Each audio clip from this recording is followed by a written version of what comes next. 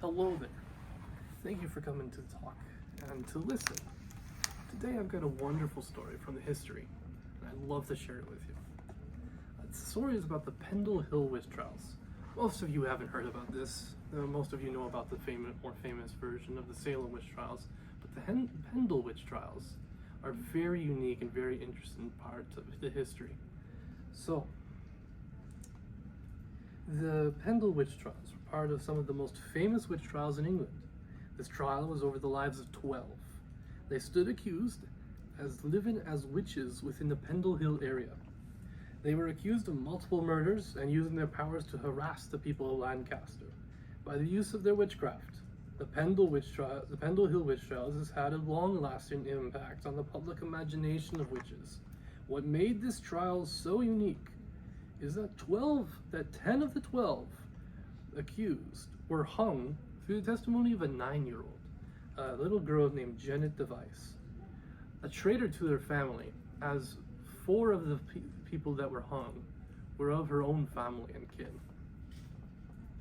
One, unfortunately, passed away in jail, and then the final was actually declared innocent. But it's really difficult to learn history through a lecture and through the history books. So we have a better method, and that's why I'm going to invite my friend to talk to you about a way to learn that's better. Games. Our game is called The Whispers of Pendle Hill. This game provides an entertaining way to learn about the Pendle Hill Witch Trials. Basically, our game is a reverse race game where you don't want to be one of the first people to reach to the end, because that would mean that you have been found guilty of being a witch and you're going to be hung. So, reach the end of the game, you're out for the rest of the game, and whoever is left at the end will be declared the innocent, like in the history what happened, there was one person that was innocent. So there are many different strategies that you can use while playing the game. There's going to be bases on the board where you can gain resources which you can then use against other players or use to protect yourself depending on the item. Also, each witch character will have an ability that will be used when you roll doubles. So, there are going to be 2 different accuser NPC characters which will follow behind the witch players and basically force them to move closer and closer to the end. These accuser characters are based off of the real life accusers, 2 of them. One which was named Janet Device and another named Roger Noel.